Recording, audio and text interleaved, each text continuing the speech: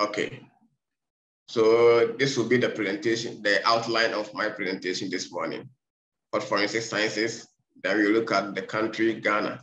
I know maybe most of the young ones have not even heard of my country before. It's possible.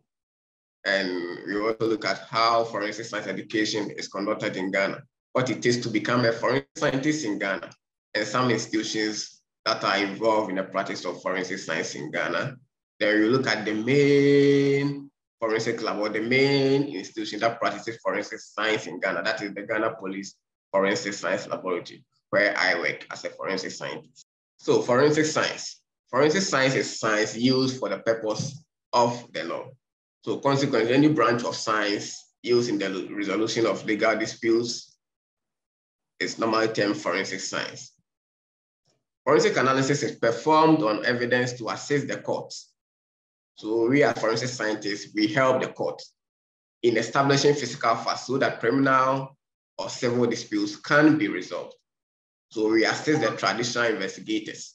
In my country, we call them detectives or the CID personnel. We assist them in unraveling the mystery surrounding the perpetration of crimes, or even in civil litigations or disputes. But then we shouldn't forget that science used in courts does not establish guilt or innocence. Normally, to prove that someone is guilty or innocent of a crime is up to the judge and the jury, and not the forensic scientist. Forensic science also contributes information about what may have happened and who may have been involved. So it is the job of the forensic scientist to translate the legal inquiry into an appropriate scientific question and to advise the judiciary on the capabilities and limitations of current techniques. So forensic science education in Ghana. We have two institutions currently offering forensic science programs in Ghana. We have the Kwame Nkrumah University of Science and Technology, and this institution offers MSc or an MPhil in forensic science. Both have the chemistry track, where you either specialize in drug or illicit drug analysis and toxicology. And we also have the forensic biology track, where you specialize in serology and DNA analysis. And this same Kwame Nkrumah University of Science and Technology also ran a program in MPhil, that's anatomy and forensic science. But this program is being run at the medical school. The first program, that's the MPhil MSc Forensic Science, is being run by the Department of Biochemistry and Biotechnology. But the MPhil Anatomy and Forensic Science is being run at the medical school of the same university. So that program is more of forensic medicine, especially forensic pathology. That is why the program is being run at the medical school. Then the second institution is University of Cape Coast, which is situated in a city called Cape Coast. That's the first capital of Ghana. When our colonial master, the British, came here, that was the capital of Ghana, Cape Coast, because it's just closer to the sea. So that used to be the capital of Ghana before we changed it to Accra. So this is where the University of Cape Coast can be located. And they also run a BSc or bachelor's degree in forensic science program, which is a 4-year program. So these are the two institutions offering forensic science programs in my country. So how do one become a forensic scientist in Ghana? First thing is through formal education. That is, you either pursue any of the biological sciences programs or chemistry programs, or depending on the field of forensic that you want to pursue. Let's say if you want to go into firearm examination, you can even pursue a degree in physics. Or the best option, you can pursue a degree in forensic science and major in the various fields. We also have on-the-job training, where someone with a passion jumps onto the forensic science discipline and then develops over the years, gathers experience over the years. We also have the third option, that the Government of Ghana Gazette, and it's normally being done for those who gain experience on the job. So once you have a minimum of the number of years, let's say 10 years experience in the forensics field, but then you don't have that formal education to back your experience. Based on this on-the-job training or on-the-job experience, the government of Ghana can gazette you something like a license for you to practice, for you to be recognized in my country, so you can practice as a forensic scientist. So we have those with a formal education, and we have those who are also trained on the job for being gazetted by the government of Ghana. So these are the various ways that one can become a forensic scientist in my country. Now let's look at some institutions in Ghana that practice forensic science. The first institution is the Ghana Police Service. We also have the Narcotic Control Boards. They are into forensic chemistry. We also have the Ghana Immigration Service. They are more into the fingerprint aspect for the purpose of immigration. So they are at our borders, at various ports of entry, the airports. So once you are coming in or exiting Ghana, they collect your fingerprint, they store it, so that in case of anything, any criminality, they have the database to process it. We also have the Ghana Standards Authority, and they are more into the forensic chemistry aspect and toxicology as well. We have the Food and Drugs Authority, they are also into forensic chemistry and toxicology. And we have the military police. They are into crime scene investigation. So when something happens on a military facility or military installation, the military police attends to that, process the scene. And if there is a need to invite the Ghana Police Service, which is the civil police, to invite the police to take over the case if there was any criminal aspect in it. So now let's come to the Ghana Police Service, which is the main institution involved in the practice of forensic science in Ghana. So crime scene unit. We have the Divisional Crime Scene Squad. Our police service is divided into the National Police, the Regional Police, Divisional Police, District Police, and we have the stations in that order. So the station becomes the smallest, then it comes to the district, the division, the regional, then the National Police Headquarters is the biggest in our Ghana Police Service. We also have the Fingerprint Unit, which is also located at the National Police Headquarters. And they deal with the analysis of crime scene fingerprint samples. So when the crime scene management unit or the squad attends a crime scene and they have crime scene sample, they have fingerprint samples, they bring it to the fingerprint unit for them to process it. The crime scene management, they don't have that expertise to process fingerprints. So once you have fingerprints as your evidence, you have to bring it to the fingerprint unit for them to process it. The fingerprint database for convicted felons. So once a court of competent jurisdiction in Ghana convicts you for a crime and sentences you to not less than 2 years imprisonment, this fingerprint unit will take your fingerprints and store it in their database. So they have the database or the fingerprint of every individual that has been convicted for not less than 2 years. So they have this fingerprint database with them. And that is what they normally use for the police clearance. So once you go there, they run it through this database to see whether your fingerprint is in there or not. So that's the function or the role of the fingerprint unit. Now, forensic science laboratory, where a lot of the forensic work in Ghana happens.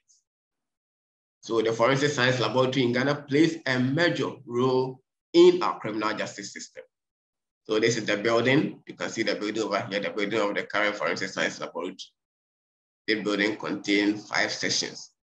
And this forensic science laboratory is the only forensic laboratory in Ghana. As I said earlier on, Ghana is a small country compared to India. So we have only one forensic laboratory in Ghana situated in the capital, Accra, at the National Police Headquarters.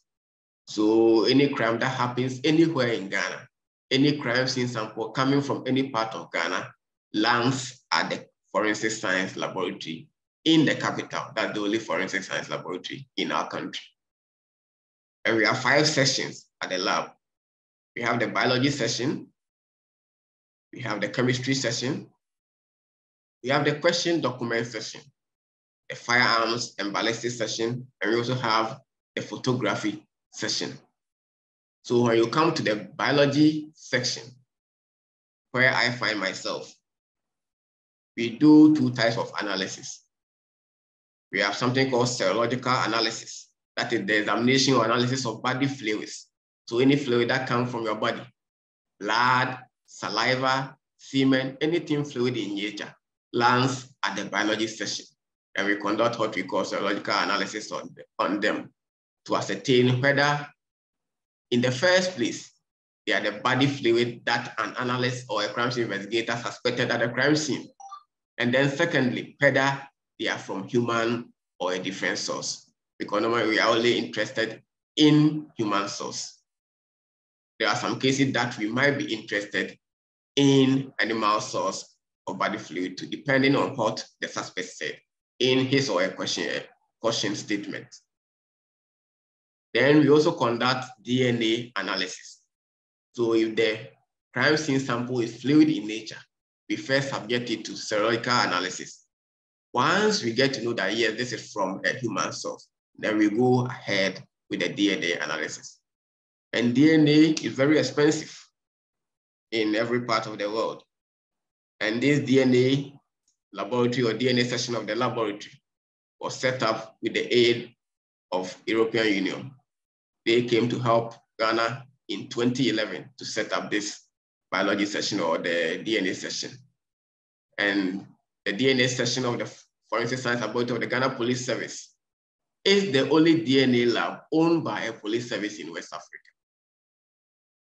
So my country is blessed to have this section.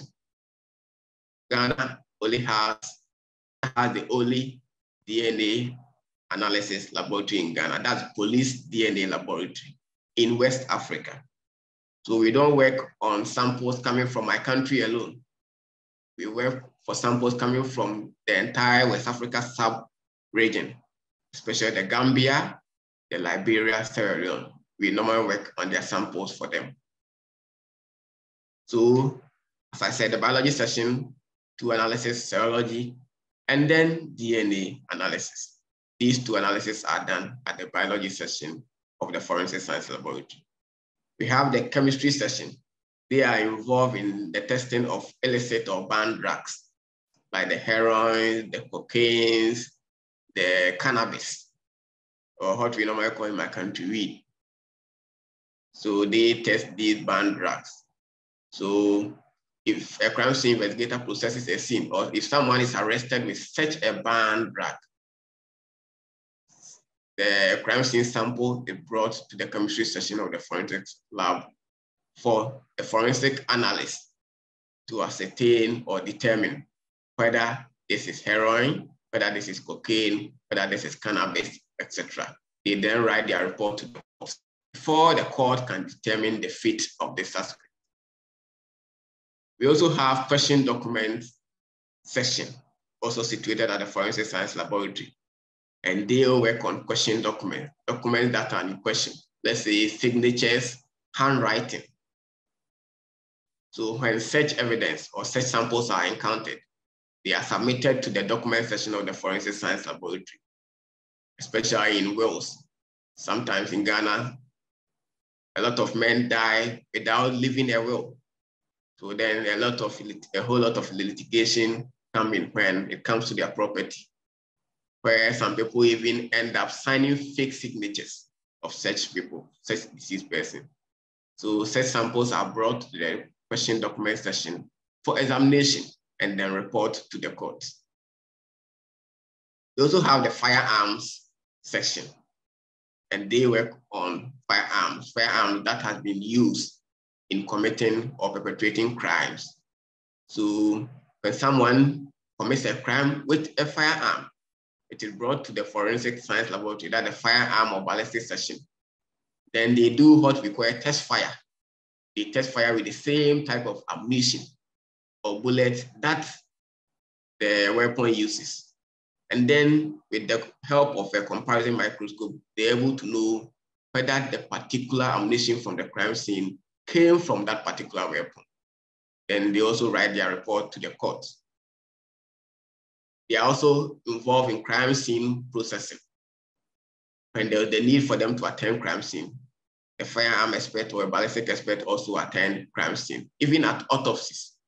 Most often, they're also at autopsies to help the forensic pathologists in determining the cause of death in shooting incidents. We also have the photography section, and they help the crime scene management team in taking photos at the scene. And another function of them is also to issue police ID cards to every police personnel in Ghana. So that's one of their jobs. So the forensic science laboratory is not involved in only criminal cases. We also handle civil cases. So if there's any civil litigation, it goes to court first. Then the court will order. Let's say if it's DNA paternity test that the court needs, the court will order for this paternity test. All the parties involved will present themselves at the forensic science laboratory, including someone from the court to serve as a witness. So they'll all come here for us to take samples from them. Then we run their relationship testing for them. But then the report will not go to the individuals who came here. Our report will be issued directly to the court. So on the day of the hearing or judgment, that is when the court will open the report and read it out to their clients. So we work on civil cases as well. Then even corporate cases, especially with the question documents examination. If let's say a bank has a sample of a fake signature or handwriting, they can as well submit it to our question document section for us to work on them for them. So we work on both criminal cases and also the civil and corporate cases as well.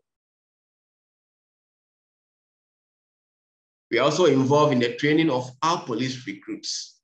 So before each and every policeman or policewoman passes out or becomes a police officer in Ghana, the person has to undergo some basic forensic science training. And the personnel of the forensic science laboratory are involved in this training, as well as the crime scene management team. And we've worked on a lot of high-profile cases. Almost every violent crime or any high-profile case lands at the forensic science laboratory because we have to analyze the physical evidence for them.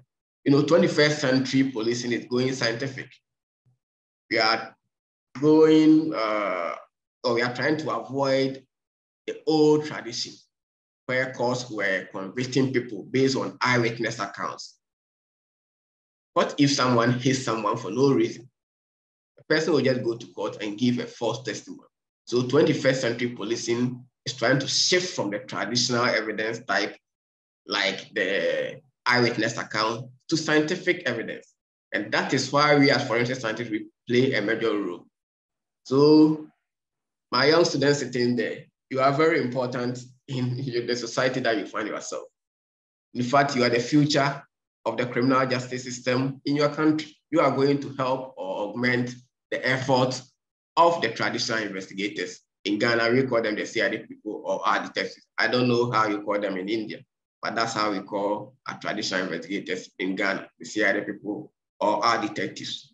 So most often, the traditional investigators rely on our reports before they can even prosecute the person.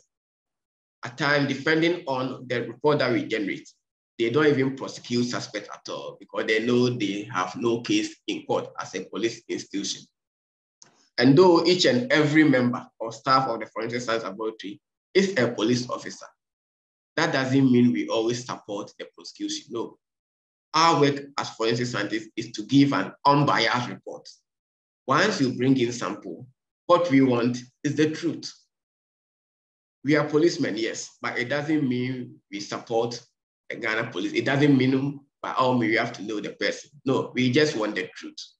So though we are police officers, we have at the back of our mind that we are scientists. And as scientists, we have to perform professional job for our colleague police officers.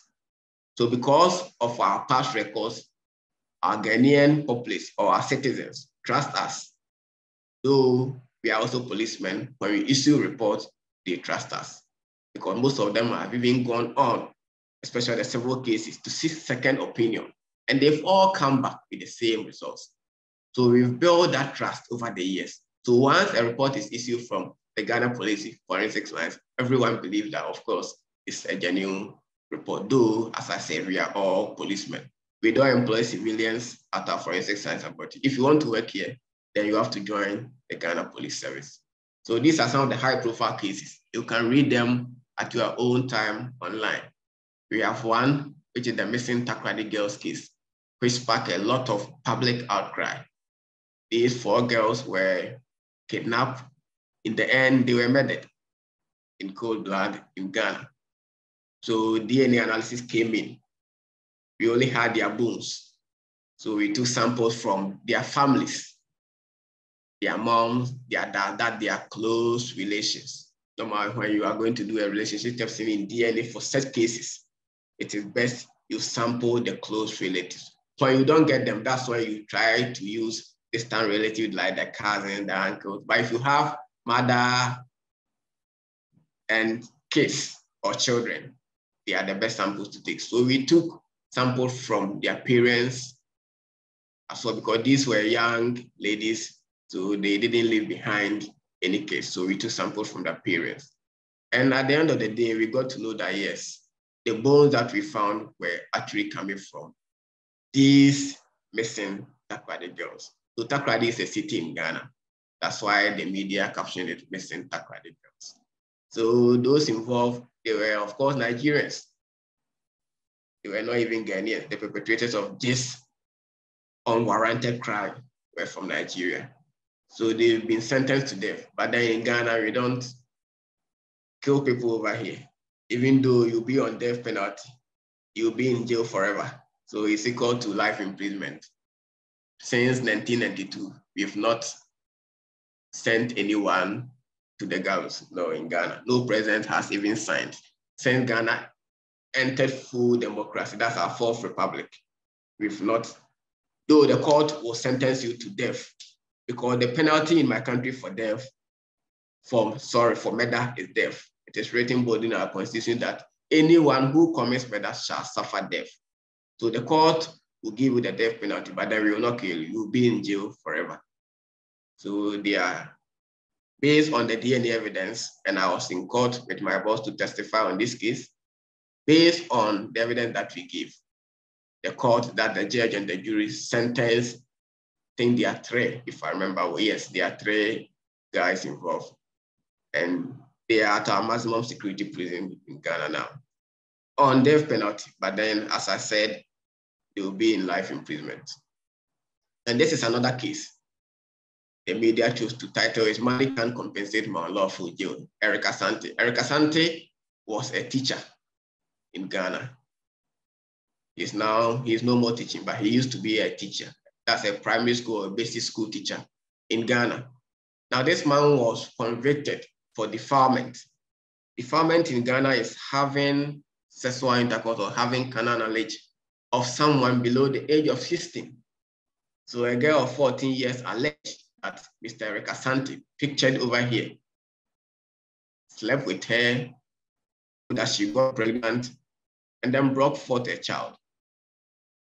So based on this statement from this little girl, 14 years of age, a young lady, Eric Asante was sentenced to 15 years imprisonment in hard labor in a maximum security prison in Ghana. He was there, that was around the early 2000s. I was even in school by then. I wasn't a forensic scientist. He was sentenced in the early 2000s. And then he spent about 10 years in jail. He went for appeal that, no, I didn't commit such a crime. I didn't do this. His appeal was thrown away. In 2012, Eric Asante went for an appeal again. This time the court, the Supreme Court, that's the apex court of our land, the biggest court of our land, called the Supreme Court of Ghana. They heard him. Then the court, in its own wisdom, and through his attorney, this is his attorney, a popular lawyer, human rights activist in Ghana. He is now a member of parliament in Ghana. He helped Eric Asante. So they prayed to the court to order for a DNA test. Since the lady in question, or the girl in question, a 14-year-old girl at that time, alleged that through the sexual intercourse, she got pregnant and brought forth a child. and that before even knowing Erica Santi, she had never slept with any man before. Then the court said, okay, based on the statement from the lady at that time, let's do a DNA paternity test. So they came to the forensic science laboratory, the court ordered for a test. We did a DNA test, and it proved that the child in question, that's the child from this 14-year-old lady, now about 20-something-year-old lady, because she was 14 in 2003 or so. And this case was done in, I think, if I remember, 2012, thereabout. So at the end of the day, it proved that Erica Santi was excluded as the biological father of the child. So based on that, he was exonerated and then released from prison. That is why the media chose to caption, money can compensate my unlawful jail. Even though the state compensated, yes, but then his dignity, his career as a teacher were all messed up through this allegation. But then people also started arguing that being ruled out as the potential father of the child doesn't mean he never did anything with the girl. And they are also right. But then now it means the girl even lied to the court, but through this, she got pregnant. So for the court to believe her again, something else. So Erica Santi is now a free man through this powerful tool, DNA, which is also a forensic tool. So this is how forensic scientists help the society. So these are some of the cases that we've helped in Ghana. Another one is a cocaine saga, where someone was arrested with cocaine, parcel of cocaine at Kotoka International Airport. That's our international airport in Ghana. The person was arrested, a sample taken from her. The forensic science laboratory tested it at our chemistry section, and it proved positive for cocaine. This exhibit was then sent to the court. It was in court custody. Later on, no one got to know what happened. But then the attorney of the accused person argued that we should go for a retesting. So this sample, which has been in the custody of the court, was sent to a different lab for retesting. That's outside Ghana. It came back negative for cocaine. So then it became a whole lot of public condemnation that cocaine has turned into sodium bicarbonate, because the second test came that it was sodium bicarbonate and not cocaine. So who turned this cocaine, suspected cocaine, into sodium bicarbonate? Because forensic science laboratory tested it, it was positive for cocaine. It was now sent in the custody of the court. Second opinion came in second testing. It came out that no, it was sodium bicarbonate. So it became a whole lot of issue. But then we went to court, our chemistry session, they went to court and testified that no, they are an accredited laboratory. They tested it and it was positive for cocaine. So if the second test is saying sodium bicarbonate, then the state should investigate where something went wrong. It definitely means that someone elsewhere changed the scription sample that was saved from the accused person and then sent in sodium bicarbonate to replace the cocaine. So that was another serious or high profile cases where people from the court and even the police were interdicted or were made to stand aside for investigations to continue. They stayed in the house for several years. I think when they were exonerated, some people were exonerated, so they were called back. Those who were found culpable, I think they were sentenced also. I can't really recall it, but I think they were sentenced. But others were set free and they came back into the police service and the judicial service of Ghana. So, conclusion. Forensic science plays a vital role in the justice delivery in Ghana, despite the challenges that I've talked about. As I said, 21st century policing is going scientific. So no serious country or no serious government or no serious court system jokes with forensic science. Physical evidence isn't like, as I said, other form of evidence like the eyewitness. Once a physical evidence says your sample was found at the crime scene, it's not easy for you to say otherwise. So 21st century policing or 21st century criminal investigation depends a lot on forensic science. So the forensic science laboratory, forensic science units the digital forensic unit, the fingerprint unit, the crime scene management unit. They play a major role in delivering justice in Ghana, whether exonerating a suspect or also helping the court in convicting such suspect. We are not always happy, or we are not always in a haste for us to work, or when we are working, we don't have it at the back of our mind that this person should be convicted. No, as I said earlier on, what we want is the truth. So if our report exonerates an innocent man, we become happy. And if our report is also able to help in conviction for someone or the victim to get justice, we also become happy as scientists. At the end of the day, what we want is the truth and nothing else. So stakeholders or the government of my country should invest in forensic science, and the government of every other country, not Ghana alone, the government of every West African nation, the government of every African nation, the government in any part of the world should take forensic science as a serious thing and not joke with it.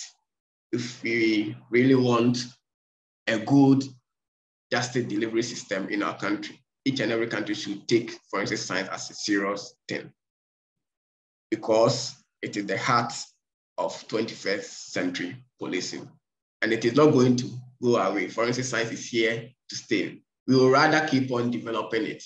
Day in, day out, new methodologies are coming out, especially in my field, DNA analysis. Each and every blessed day, we are having new methods to work on even degraded samples. At first, once you have degraded DNA sample, it becomes a challenge. But right now, once you have degraded sample, you can still go about it to get a very good results.